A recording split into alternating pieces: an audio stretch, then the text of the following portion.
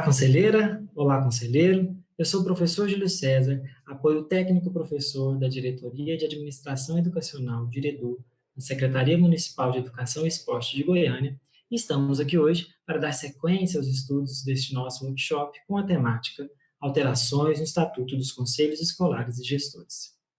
Como já deve ser de conhecimento de vocês, o Estatuto dos Conselhos é um importante documento que regulamenta e orienta com relação à existência e atuação dos membros desse importante conselho diante das instituições educacionais. Assim sendo, o que nós preparamos aqui é um momento organizado, ressaltando os principais aspectos contidos atualmente nos estatutos dos conselhos da rede municipal, não isentando da necessidade e importância de que você realize uma leitura minuciosa e detalhada deste documento e, em caso de dúvidas, entre em contato conosco na Diredu. Vamos lá? Bom, o artigo 2º do nosso estatuto traz que o Conselho Escolar e Gestor, com personalidade jurídica, é um órgão de deliberação coletiva, sem fins lucrativos e de duração indeterminada. Assim sendo, as decisões devem ser tomadas de forma coletiva e a duração deste conselho será indeterminada, o que ocorrerá ao longo dos anos, a cada triênio, ou em caso de vacância, serão alterações dos membros que compõem esse conselho. Porém, ele será o mesmo, juridicamente falando, durante toda a existência da instituição educacional. O artigo 3º consta que o Conselho Escolar e o Gestor visa o desenvolvimento das atividades educacionais democraticamente, assegurando a participação da comunidade escolar na discussão e execução das questões pedagógico, administrativas, financeiras e disciplinares da instituição educacional. Assim sendo, as decisões e a importância desse conselho e a atuação do conselho não será exclusiva na parte financeira ou administrativa. Então, aí nós vemos a importância dessa atuação nesses 4 pilares basilares aí de atuação, Os aspectos pedagógicos, administrativos, financeiros e disciplinares. Então, todas essas questões, o Conselho Escolar pode e deve ser consultado. Com relação à Constituição, denominação e sede, no artigo 4º, o nosso Estatuto apresenta que o Conselho será constituído em Assembleia Geral, participando da mesma toda a comunidade educacional. Então, partimos do pressuposto de que trata-se de um colegiado democrático, e que todos têm o direito de voz e vez e de participação. No parágrafo único está esclarecendo para a gente o que vem a ser considerado como comunidade escolar, sendo o conjunto formado por alunos, servidores das áreas pedagógicas, administrativas, pais, mães ou responsáveis legais, pelos alunos matriculados e frequentes. Assim sendo, todas as pessoas que estão envolvidas diretamente com a instituição são consideradas parte da comunidade escolar. Com relação aos objetivos do Conselho Escolar, o artigo 6º traz detalhadamente inúmeros objetivos da existência e atuação desse conselho, sendo um órgão representativo de toda a comunidade, ressaltando a importância de que esses membros é que vão representar a vontade não deles, não individual, não de vontades individuais, mas de vontades coletivas. Assim sendo, fica aí como dica que vocês façam uma leitura detalhada desses objetivos, para que possam atuar de forma mais significativa.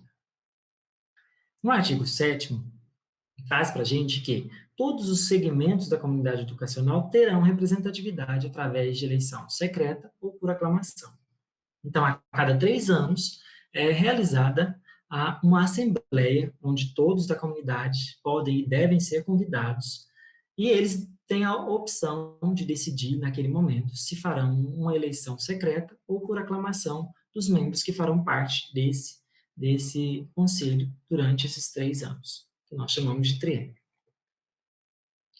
Com relação à composição, nós trouxemos aqui com os espaços para preenchimento, que é da forma que nós enviamos para as instituições, porque cada instituição tem autonomia para organizar e estabelecer com relação à quantidade de membros que farão parte deste conselho.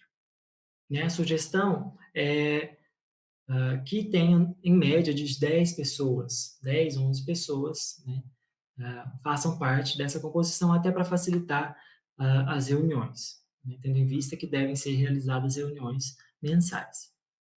Mas cada instituição tem essa autonomia para deliberar com relação a isso. Então, nós temos o diretor enquanto membro nato, né, que automaticamente, ao assumir a direção, ele já é membro nato do conselho, não participando de assembleia para tal. A composição da diretoria e membros do conselho fiscal e seus suplentes. No artigo 11, o conselho escolar será composto por Assembleia Geral. O educando, a partir de 12 anos de idade, poderá votar, assinar ata ou lista de presentes à Assembleia e apresentar propostas sobre os assuntos de interesse da comunidade educacional. Então, esse foi um aspecto que foi acrescentado e que é importante ser ressaltado, né? Os educandos, a partir dos 12 anos de idade, já podem participar e ter a sua voz, a sua opinião ouvida pela comunidade. No artigo 12, traz para a gente, com relação à composição, que o diretor da escola, membro nato do conselho escolar, não fará parte da diretoria, assim como, em hipótese alguma, poderá fazer parte do conselho fiscal. Então, ele já tem sua função delimitada. A escolha dos membros da diretoria e do conselho fiscal, do conselho escolar ou gestor, deverá recair sobre os membros eleitos em Assembleia Geral, excetuando a pessoa do diretor da instituição e do aluno menor de 18 anos. Então, aqueles membros eleitos, cada qual em sua função delimitada, é que farão depois, posteriormente, a escolha dos membros da diretoria. Um outro artigo que foi acrescentado na última alteração, né, dos estatutos é que o secretário-geral da escola não fará parte da diretoria e da suplência da diretoria do conselho escolar, tendo em vista as inúmeras atribuições que o secretário já executa na instituição, para que não haja esse acúmulo de atribuições. No artigo 15, é apresentado que constitui-se deveres dos participantes do conselho escolar: conhecer o estatuto, participar das reuniões, colaborar na realização das atividades, conhecer as leis que regulamentam os programas de recursos financeiros, avaliar os critérios utilizados na gestão e do uso dos recursos públicos financeiros recebidos pela escola através do conselho escolar ou conselho gestor. Então, nós trouxemos aqui alguns dos aspectos que são apresentados no artigo 15, né, para que fique claro quais são os deveres desse conselho diante da comunidade educacional. Atribui-se também ao conselho escolar, além de outras funções, reunir-se ordinariamente uma vez ao mês e extraordinariamente quando se fizer necessário. Então, orienta-se que,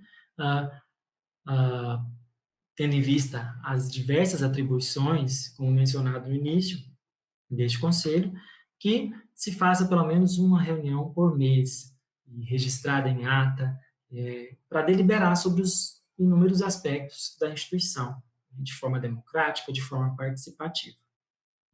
E participar do processo de elaboração do PPP da escola. Importante documento também que normatiza todos os atos educacionais. Com relação à atribuição da diretoria do conselho escolar, nós incluímos, né, o presidente, o tesoureiro, o secretário, e esses membros importantíssimos aí, sem menosprezar nenhum. Algumas características relevantes: participar com o diretor da instituição da elaboração da prestação de contas, dar publicidade à comunidade, né, em assembleia, com relação à prestação de contas, dos inúmeros recursos da instituição, e a fixar em diversos locais, dando visibilidade mesmo, essa prestação de contas. Então, ressaltamos aqui os aspectos voltados para a prestação de contas e para a transparência dos gastos e dos recursos recebidos pela instituição, não ficando a cargo, então, somente do diretor, mas a diretoria enquanto parceira, enquanto participativa e atuante nesse processo também, colaborando para tornar mais claras as decisões.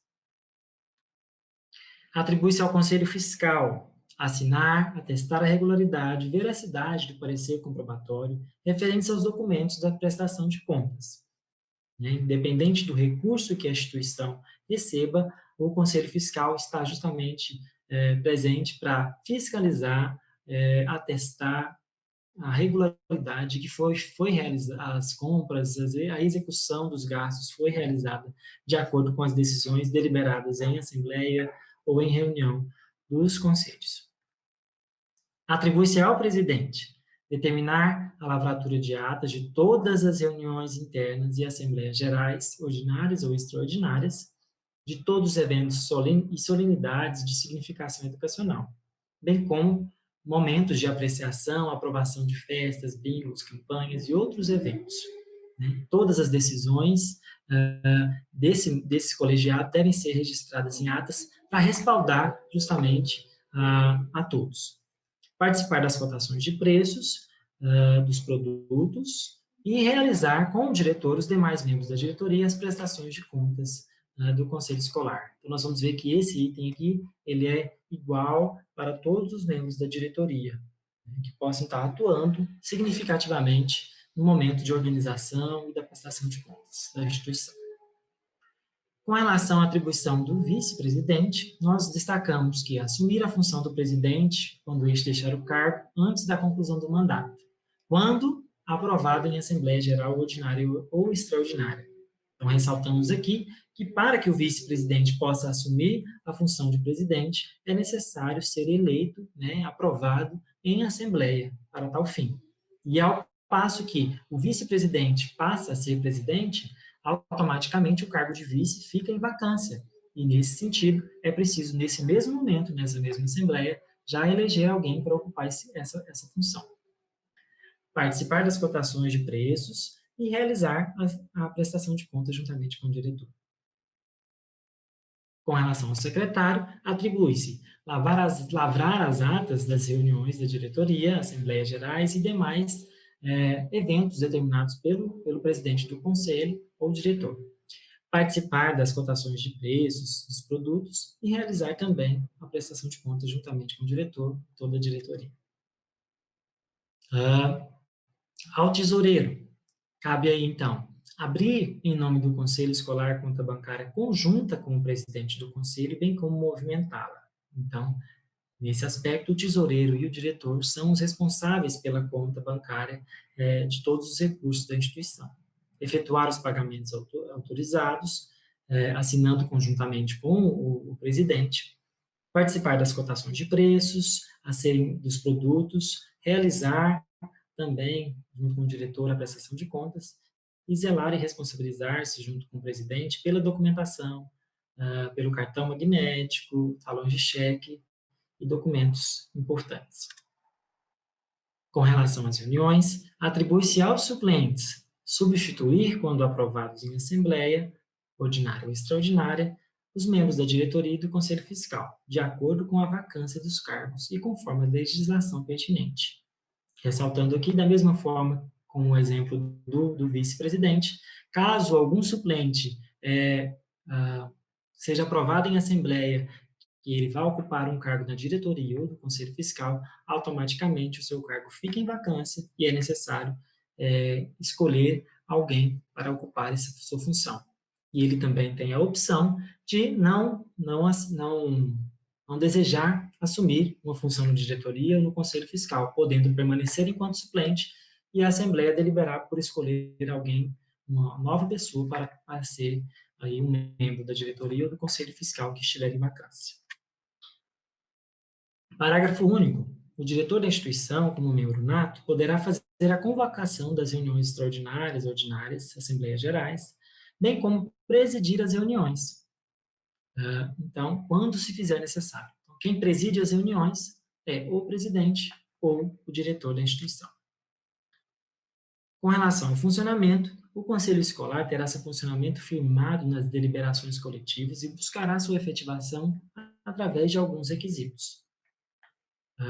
O presidente do Conselho e o tesoureiro, em hipótese nenhuma, poderão impedir o funcionamento do Conselho Escolar no que se refere a nenhuma característica.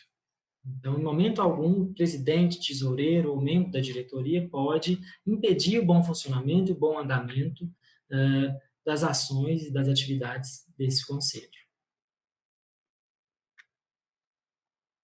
Com relação à renúncia, um aspecto importante trazido aí no artigo 35, o servidor da instituição que seja membro da diretoria, do conselho fiscal, do conselho escolar ou suplente, somente terá autorização para a sua remoção mediante a entrega de carta de renúncia ao diretor da unidade educacional, quando o mesmo expedirá o ofício de liberação.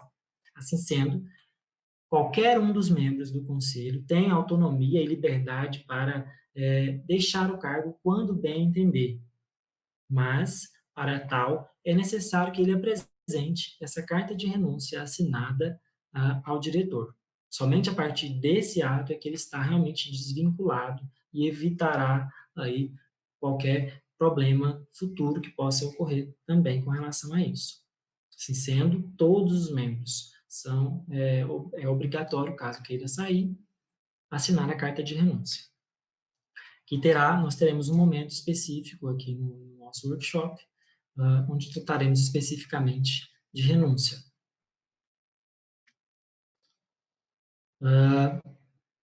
Os parágrafos, né, primeiro e segundo, vão estar reforçando com relação aos procedimentos aí para essa renúncia, né, o diretor não pode te negar a te dar a renúncia, né, mas você tem que fazer o seu papel também, enquanto a entrega da carta de renúncia.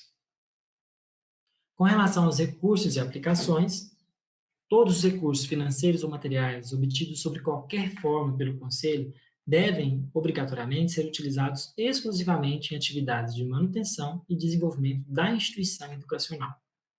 E o que são esses recursos? São todas as verbas recebidas pela instituição, de órgãos públicos, né, que fazem os repasses diretamente para a instituição, ou aqueles recursos também oriundos de ações executadas pelo próprio Conselho dentro da instituição. Desculpa. O artigo 45 nos traz que poderá a diretoria, após apreciação em assembleia, buscar recursos através de festas, bingos, campanhas e outros eventos. Contudo, esses eventos serão utilizados exclusivamente em atividades de manutenção e desenvolvimento da instituição educacional, não podendo, então, ser utilizados para festividades exclusivas para os professores ou aos servidores. Eles têm que, obrigatoriamente, serem utilizados diretamente com os alunos e de forma igualitária.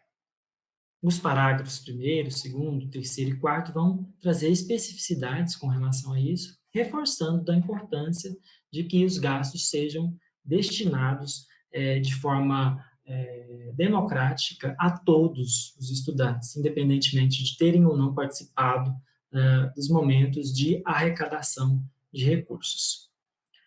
O último item, né, não será permitida a venda diária na escola de quaisquer alimentos e guloseimas. Então, nós temos, já ao final, né, um item específico que vai determinar que essas festividades poderão ocorrer sendo, no máximo, uma vez ao mês. Então, a instituição tem essa autonomia para organizar festividades ou